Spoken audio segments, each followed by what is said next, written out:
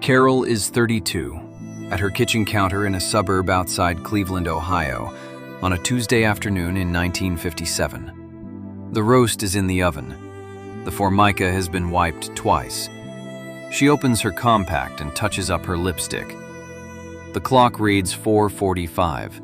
Her husband is still an hour away.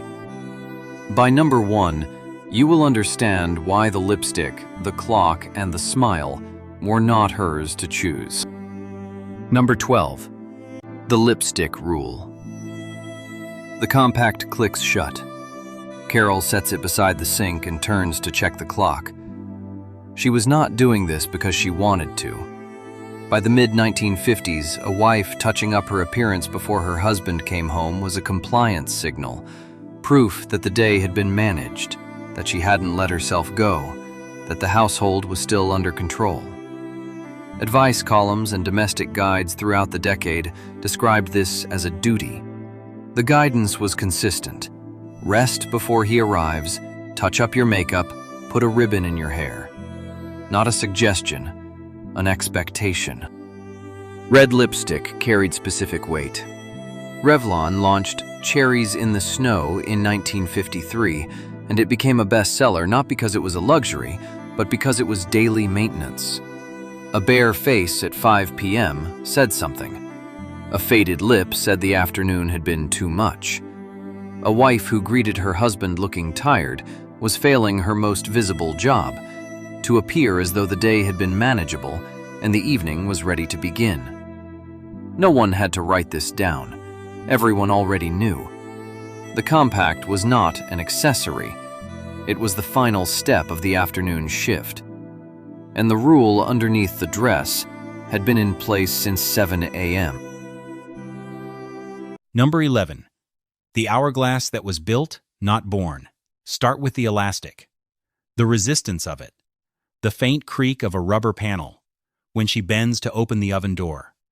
This is morning. She has hours still to go. The 1950s silhouette, full skirt, cinched waist, defined bust, was not a body type. It was a construction project. Christian Dior's new look of 1947 had declared a shape, and by the early 1950s, that shape had become the standard for how a properly dressed woman looked. Very few bodies produced it naturally. The solution was foundation garments worn daily. Cosmopolitan ran a piece in March 1956 called The New Girdle Magic. Life magazine carried a Maidenform tummy contralette advertisement in April 1957. Period sources quoting the Academy of Beauty and Charm noted that foundation garments were expected of every woman, regardless of size. The advertisements promised comfort. The garments squeezed. Carol wore hers under the house dress while she vacuumed. The magazine photographs don't show that. They show the finished result, the dress, the apron, the smile. They don't show what it took to make the dress hang correctly, or what came off with relief at night. The hourglass figure was not a shape a woman had. It was a shape she constructed every morning before anyone saw her. Physical effort wearing the face of natural beauty. The girdle shaped the body. The next rule shaped what the neighborhood got to see. Number 10. The 2 o'clock standard. The hair scarf comes off at 1:45. The house dress goes on a hook. A clean cotton dress gets pulled on and smoothed at the waist.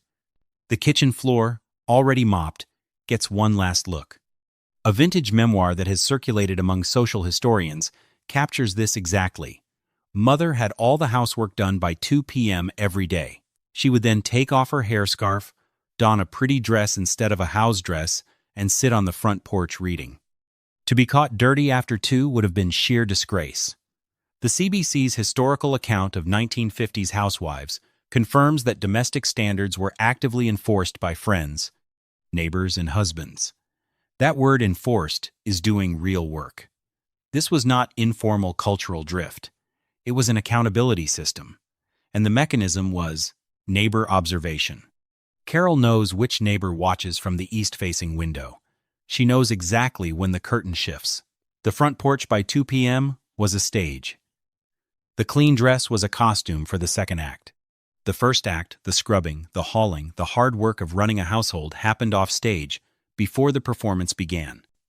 What the neighborhood saw was a composed woman reading quietly. What they were supposed to see was effortlessness. Effortlessness required a schedule. The neighborhood could see the dress. What it couldn't hear was equally managed. Number 9.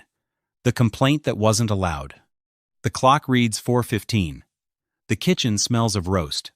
Carol has had a full day. The faucet under the sink has been leaking for 3 weeks. The grocery budget ran short Thursday and she moved money between envelopes to cover it. She has a dozen things she could say when he walks through the door. She will say none of them. Not tonight. Domestic advice columns throughout the 1950s were explicit.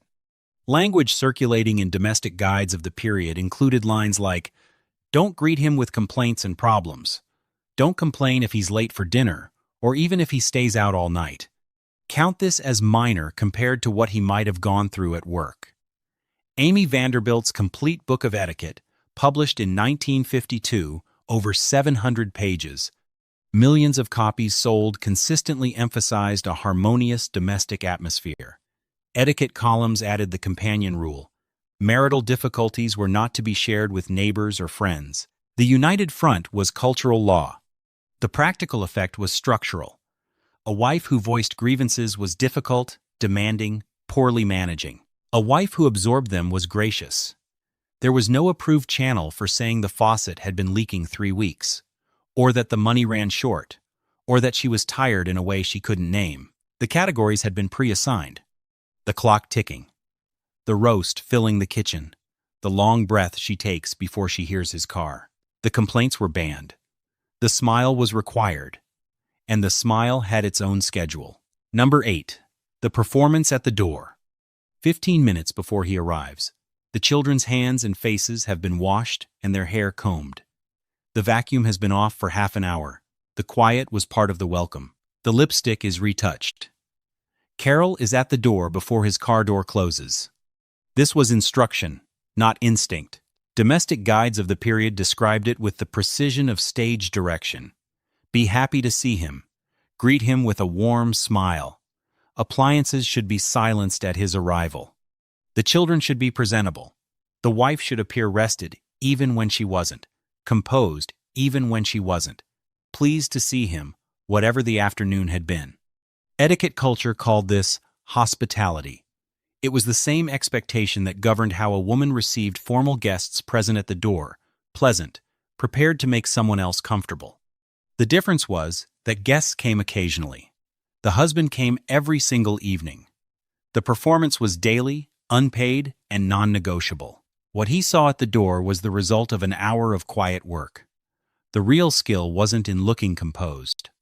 It was in making the transition from whatever the day had actually been to what the door required and making that transition invisible. Difficulty, concealed, was the job inside the job. The performance was about his comfort. The next rule was about how the world outside the door read who she was. Number 7. The name that wasn't hers anymore. A white envelope in the mailbox. Neat cursive. Mrs. Robert Hadley. Not Carol Hadley. Mrs. Robert Hadley. Her given name gone. Amy Vanderbilt's Complete Book of Etiquette specified it directly. Formal correspondence to a married woman was addressed using the husband's full name with the prefix Mrs. Her first name did not appear. This was not shorthand. It was the correct form. To address her otherwise was a breach of etiquette. The manual treated her name as a detail, transferred at marriage quietly, permanently. Carol's name still appeared on grocery lists, on birthday cards from her sister in Toledo, on notes tucked into the children's lunches. But it did not appear on the mortgage, the car registration, or the bank statements. Before 1974, as the Smithsonian American Women's History Museum has documented, a married woman's credit account was issued under her husband's name. The credit history accrued to him, not her. The Mrs. looked polished and formal. But it also told you whose account it was, whose standing, whose name mattered in rooms where decisions were made. The envelope was not courtesy. It was a record. The name was social. The next rule was financial. That is where courtesy ended. Until now, the rules had lived in things Carol could touch: the compact, the apron, the clock, the held breath before the door opened. She had enforced most of them herself, daily. The next rules lived somewhere else, in bank files, on forms, in a prescription pad. Those rules didn't need anyone to remind her of them, because the consequences were not embarrassment. They could erase her. Number 6. The invisible ledger. The small notebook lives in the kitchen drawer, between the coupons and the spare pen. Carol's handwriting fills the columns groceries, electric bill, school shoes, dentist, the reserve for when the heating bill comes in high. She knows which butcher runs cheaper on Thursdays. She has not overspent this household budget in 7 years. None of that is in a bank file. The legal position of the period was documented clearly. The man was considered head of household in all financial matters: mortgages, bank accounts, legal documents. The Equal Credit Opportunity Act did not pass until the 28th of October, 1974, when President Gerald Ford signed it into law. Until then, women could not obtain credit cards or loans in their own names without a male co-signer. The credit history generated by a joint account accrued entirely to the husband. Carol managed the household economy with precision. She made it run. The bank held no record of her doing so. If the marriage ended for any reason, there was nothing at any institution documenting 7 years of careful management under her name. The competence was real. The record was his. The ledger was hers. The bank did not know she existed. And the distance between those two facts was where something else had started to live. Something without a name yet, though the doctors were beginning to work on that. Number 5. Mother's Little Helper. The prescription bottle is in the kitchen drawer, next to the budget notebook. Orange plastic, white cap, Milltown. Carol has had it since February. The prescription pad said tension. Milltown Meprobamate became commercially available in 1954 and was almost immediately prescribed widely for housewife tension. The diagnosis was vague by design: fatigue without clear cause, irritability, insomnia, a flat, persistent feeling that something was wrong. By the late 1950s, physicians had given this cluster a formal name, housewife syndrome, and treated it pharmaceutically. Valium followed. Synthesized in 1959, mass-marketed from the early 1960s, it became the pharmaceutical industry's first $100 million brand. Cultural historian Andrea Tone, in The Age of Anxiety, documented its direct connection to the social isolation of women in housewife roles. By the 1960s, women were being prescribed Valium at twice the rate of men. Betty Friedan named the underlying condition in The Feminine Mystique in 1963 the problem that has no name. The Saturday Evening Post assured its readers in 1962 that housewives rarely daydreamed of any other life. The pill kept Carol functional. It did not ask what was making her less so. The role never changed. She was adjusted to fit it. The prescription was not treatment. It was maintenance for the arrangement, not for the person inside it. The next rule shows what happened when a woman tried to leave the arrangement entirely. Number 4. The divorce that changed everything. A telephone receiver. A woman asking about a 2-bedroom apartment near the bus line. The landlord is pleasant until she mentions she is divorced. A pause. He says he will need to check on availability. He does not call back. Divorced women, in the 1950s, faced vulnerability the era offered almost no protection against. Housing discrimination against them was documented in many rental markets. Landlords could refuse to rent to a divorced woman, often citing character or instability. A working wife was already stigmatized. A divorced woman was doubly marked she had left the structure, or been left by it, and the community read that as failure of a fundamental kind. Historian Stephanie Kuntz has documented the legal framework. In many states, a husband held the right to determine the family's residence, and several states allowed husbands to mortgage jointly held property without a wife's consent. A woman whose marriage ended typically left with no credit history in her own name, no employment record if she had stayed home, and no enforceable claim to the financial life she had helped build. Carol knows women from church who stayed in marriages that cost them something real. She understands the arithmetic of why they stayed. She also knows what happens to an address book when the word divorced attaches to a name. The invitations stop. The committee table quietly rearranges. Nobody explains it. Nobody needs to. Marriage was described as shelter. For many women, it was also the only viable economic structure available. Leaving it meant leaving the credit, the housing access, and the community standing simultaneously, with nothing waiting on the other side. Number 3, the working wife problem. A department store uniform, a name tag at the collar. Carol's neighbor Ruth put it on in September when her husband came home from the hospital with his leg in a cast and the household could not wait. She needed the income. She took the shift. By October, Ruth was no longer on the Women's Club Planning Committee roster. No one explained it. No one mentioned the uniform or the name tag. But a working wife in the mid-century suburb carried a legible social meaning her husband could not provide. The household had failed the arrangement. Something was wrong inside that house. Social historians of the period have documented this pressure across middle-class communities. Women faced sustained expectations to remain home, specifically to protect the family's standing. Many women who needed income concealed it, framing paid work as helping a relative. The stigma was real enough to require disguise. The cost of being seen working landed on the husband's reputation first, and then on hers for having caused it. For women who did work, the Equal Pay Act was not passed until 1963. Before then, paying a woman less than a man for identical work was legal in most employment contexts and standard practice in many industries. In some professions, formal marriage bars policies requiring women to resign upon marriage persisted into the 1950s and early 1960s. Ruth took the shift in an environment where what she could earn had already been legally reduced before she walked through the door. The name tag said the store's name. The empty chair at the planning committee said everything the neighborhood had decided about the situation. No one moved the chair. It simply stayed empty. The working wife broke the image. Number 2 goes to the bank counter. Number 2, the bank window with no answer. Fluorescent light above a bank counter. A form on the desk. A line where a name belongs. A woman sits across from a clerk in 1961. She has a job, she has income, she has managed a household budget precisely for years. She wants a credit account in her own name. The clerk pushes the form across the desk and points to the cosigner line. Male cosigner. Husband, father, or brother. The Smithsonian American Women's History Museum has documented this directly. Before 1974, a married woman could not obtain a credit card in her own name.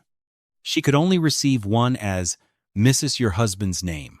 No matter how carefully she paid every bill, the credit history accrued only to him. Single women faced nearly the same barrier, almost always required to have a male relative cosign, even when they earned more than the man being asked to vouch for them. American Heritage, reporting on the Equal Credit Opportunity Act, stated it plainly.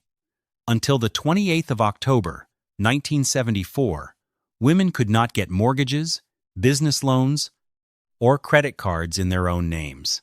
Banks routinely excluded women's income from mortgage calculations, assuming she might leave the workforce if she became pregnant.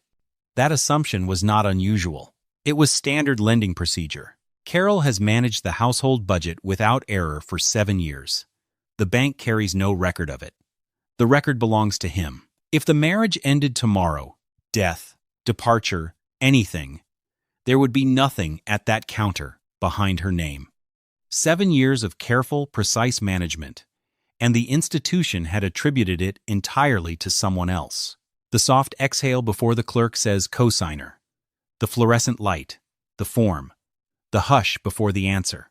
Number 1. The system behind the smile. Carol is at the kitchen counter. The compact is open. The lipstick is in her hand. The clock reads 4:47. The roast is in the oven. The children are quiet. The house looks exactly as it did at the start. Everything looks the same. Nothing is.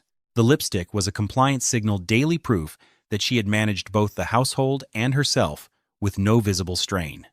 The girdle was a physical reconstruction of a shape the culture had decided was correct, performed every morning. The front porch was a stage. The silence before the door opened was a rehearsed performance. The name on the envelope told you whose identity was recognized and whose had been absorbed into it. And underneath all of it, no independent bank account, no credit history, a prescription in the drawer for a condition doctors had named but not investigated, and every exit, divorce, work, financial independence made structurally expensive before she reached the door. Betty Friedan named The Problem That Has No Name in The Feminine Mystique in 1963, a persistent, shapeless unhappiness that hundreds of thousands of American housewives brought to doctors who wrote prescriptions and moved on. Valium became the pharmaceutical industry's first $100 million brand. That is not a coincidence. It is what the demand looked like. Women were being prescribed it at twice the rate of men for symptoms that pointed not at illness, but at the structure they were living inside. A 1,957 Gallup poll, cited by historian William Henry Chafee, found that 80% of Americans believed single women were sick, neurotic, and immoral. That belief shaped every calculation about leaving. No credit, no housing. The committee table with the empty chair. The landlord who doesn't call back. The Equal Pay Act passed in 1963. The Equal Credit Opportunity Act passed in 1974. Those dates are when the written rules caught up to what the unwritten rules had enforced for decades. And that is what unwritten rules do best. Nobody has to defend them. They don't need to be put in a contract because they don't need to be written to be binding. They were binding because breaking them was expensive. Remove the lipstick, and you were a wife who had let herself go. Silence the complaint, and you were gracious. Leave the marriage, and you faced the bank, the landlord, the address book. Take a job, and you embarrassed your husband in the neighborhood. The rules were not random. They were load-bearing. Carol was not a prisoner and not a saint. She was a woman who, like millions of others, made the system work because it was the available structure. She brought the smile, he brought the paycheck. The mortgage was in his name. The credit was in his name. She ran the household, the budget, the schedule, the performances, the silence without a single document in her name to show for it. The lipstick clicked shut at 4:47. The door opened at 5:02. Everything was fine. Carol is 32, at the Formica counter in 1957, compact open. The clock, the roast, the apron, the rules that were written down were strict. The ones that weren't were stronger. Nobody has to defend an unwritten rule. If this brought back a memory, a name on an envelope, a drawer nobody ever discussed, leave it below. Subscribe and come with us to the next hidden rule.